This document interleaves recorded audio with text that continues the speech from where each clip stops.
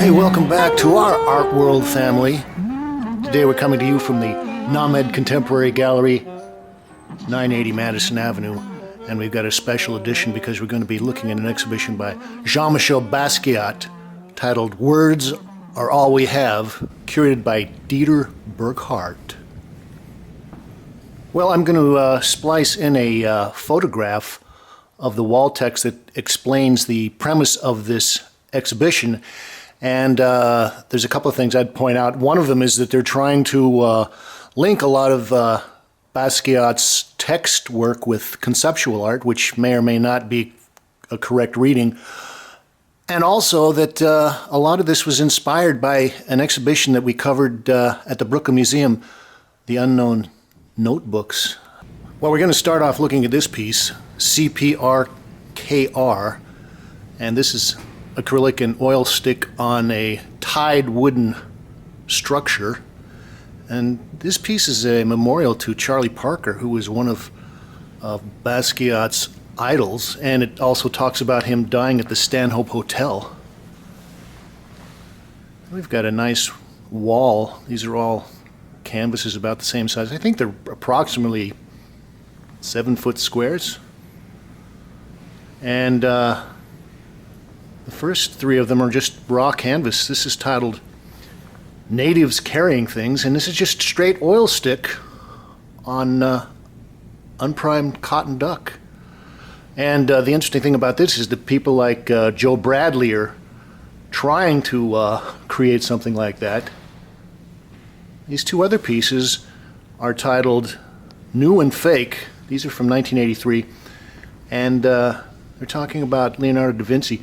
One of the things that I like about this show, and sort of the whole question of the text and the drawing and that, is that Basquiat is using these panels, these canvases, basically almost like pages of a notebook. And that's pretty audacious and pretty bold. You know, he goes in, does these works, and doesn't really worry about it a lot. This piece is titled Thesis, and it's also from 1983, and I'll just read a little bit of the wall text. In Thesis, the visceral red paint that has been generously applied to the surface contrasts with fragmented phrases and erratically appearing words. Mona Lisa falling the stairs down, Trojan horse, a good painting, etc. These are all from the lyrics that Basquiat produced with his 1979-1980 band Gray, and they were performed at the Mud Club. And these were crafted first through music. These bemusing riddles that confound and intrigue continue to exist through his painting. I just like the kind of the raw approach to this, and also, like I say, I think that he was more of a poet than he was a conceptual artist. Well, I like this piece. It kind of made me think of Philip Guston a little bit, and that little shot of blue in the middle is nice. And here again we've got his, almost like a chant, Moses, Moses, Moses, and the urgent paint handling and splattering, and that shot of blue. And again, this is staff into serpent,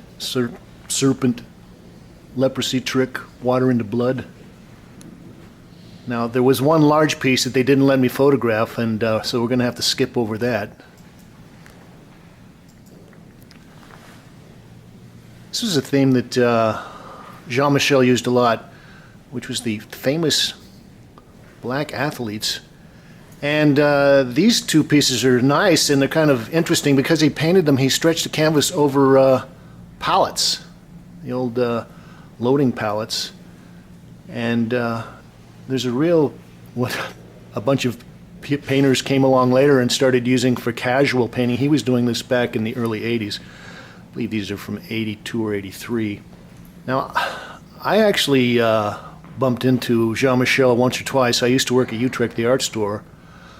And about closing time, he had a group of Rastafarians that he worked with, and they would come in and sort of swoop through and pick up a couple $1,000 worth of paints and brushes and canvases.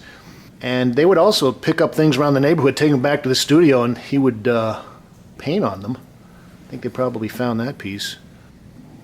This piece is titled Lowboy in Junkie Paradise, 1983. Perceiving himself not as a painter but as a writer of tablets, lists, and vocabulary books, Basquiat created Discography 2 and Lowboy in Junkie Paradise as monumental lists celebrating the icons he admired. And it's nice because he's kind of combining his anatomy and skeletal structures with kind of what you have to move and which fingers you would push the different notes on the saxophone with. Well, I like this, the monochrome black with just the white text. This is just lists, and I think this probably will be the most exemplary piece for what they're trying to prove with the show. This is his idols, his jazz personas, and it's actually kind of ironic that a lot of these jazz players and Jean-Michel's final tragic ending sort of relate to each other. But it's nice to see the way that he's able to kind of personalize this and put a certain amount of expression in there and still keep a nice textual approach. Well, this piece is titled 5 Fish Species, 1983, acrylic and oil stick on canvas mounted on wood supports. And I'll just read a little bit from the wall text. In this triptych, Basquiat has erected a rather menacing monument to Beat Generation author William S. Burroughs, one of his greatest inspirations. The left and right panels refer to the night of September 6, 1951, when Burroughs accidentally shot his wife, Joan Vollmer, in the head in a game of William Tell. Basquiat commodifies and brands the bullet that killed Vollmer, marking it with the copyright symbol. Well, this is interesting because I know that when I made deliveries to Jean-Michel's studio, he was just maybe 5 or 6 blocks away from where William Burroughs lived in what he called the bunker, which was at 222 Bowery in what was an old YMCA building there. I think another nice thing about this piece is the way that he contrasts the raw canvas, kind of the beige color of that, against gesso primed canvases in the 2 right-hand panels. I think it's interesting to note the way that Basquiat made his stretchers. He didn't bother with joining them with an angle or anything. He just sort of overlapped the boards and then would stretch the canvas over there almost like someone stretching a hide. This piece is Untitled, Hand Anatomy, 1982, acrylic oil stick and paper collage on canvas mounted on tied wood supports. In Untitled Hand Anatomy, Basquiat diagrams the complexities of the human hand. Having studied diagrams from the classic medical textbook Gray's Anatomy as a young boy, Basquiat may be referring to chapter 4 of the book, which covers myology, the scientific study of muscles, listing muscles that enable the hand to move, such as the abductor digiti, minimi flexor, and the flexor digiti minimi brevis. Basquiat thereby examines the foundations of the physical functioning that allows him to create the work.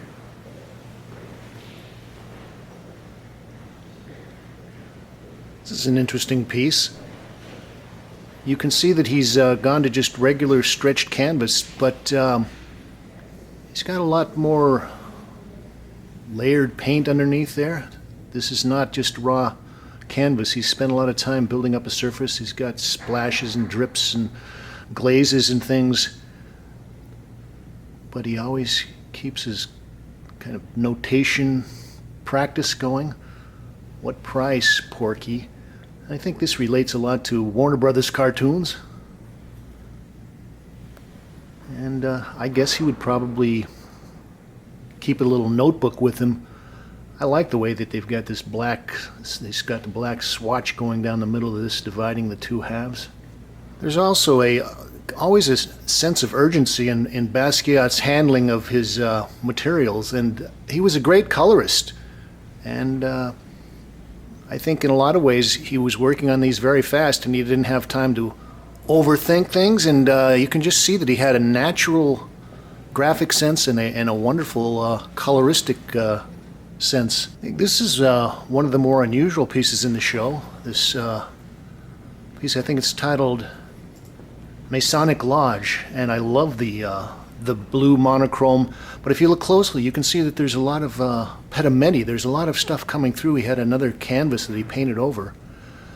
Featuring anatomical depictions characteristic of many of Basquiat's most important works, Masonic Lodge is a mesmerizing map of the human skull, the building blocks of which are invoked by the title's reference to masonry.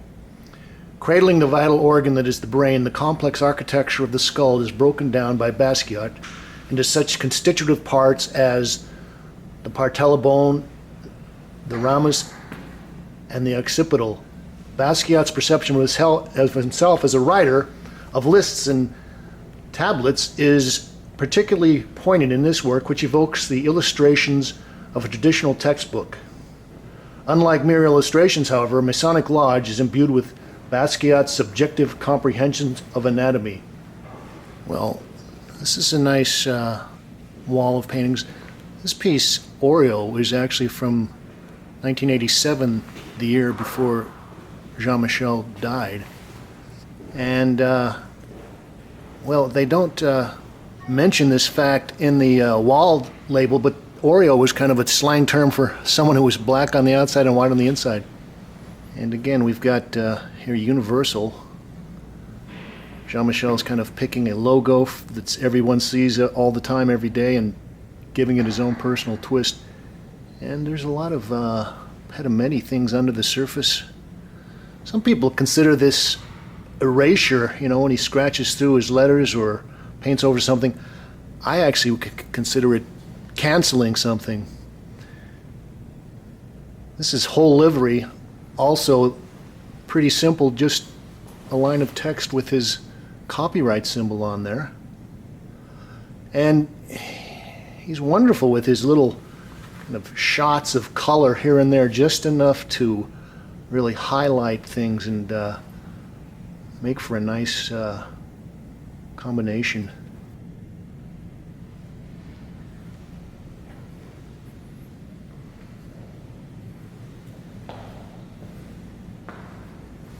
This almost looks like a little sign that I would see propped up out in the streets somewhere in Brooklyn.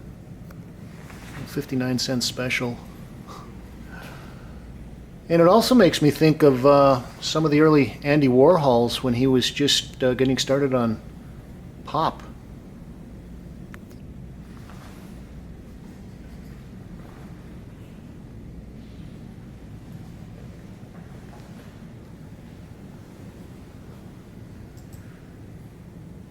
This is Untitled from 1987, acrylic and oil stick on canvas.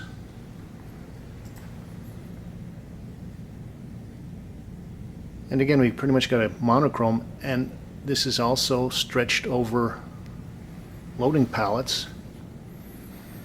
This one is titled Peruvian Made.